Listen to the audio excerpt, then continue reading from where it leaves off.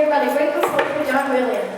You probably recognize the iconic Harry Potter theme, heard throughout all 8 of the Harry Potter movies, Hedwig's theme.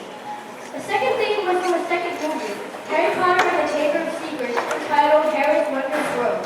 John Williams is definitely one of the most prominent and important film composers of today. But did you know that music was used during movies as early as 1895? Really? I didn't know they had movies that long ago. Yes, the first movie camera was invented in the late 1800s, and movie houses started hiring pianists and organists to play during the movies to cover up the loud noise made by the movie project. Remember, back then, there were no sounds in movies. Initially, the musicians had a large book of music called cues that was organized by emotions or actions. If something sad was happening in the film, the musicians would play a sad cue. If there was a romantic scene, the musicians would play a cue for romance, or the musicians would just improvise a melody. Wow, that's pretty cool. But I bet that could get boring after a while. Was it always the piano or organ? No, sometimes well-known composers, like the French classical composer Camille Saint-Saëns, would compose pieces to play for the movies, and full orchestras would accompany the movies. Oh, they did something that recently. The orchestra played a soundtrack to a Lord of the Rings movie live at Radio City Music Hall when the movie was projected stage on the background. I didn't know that was done originally. Yep, and while sound was eventually added to movies in the early 1900s, soundtracks didn't become popular until Disney became the first to commercially release a soundtrack onto record.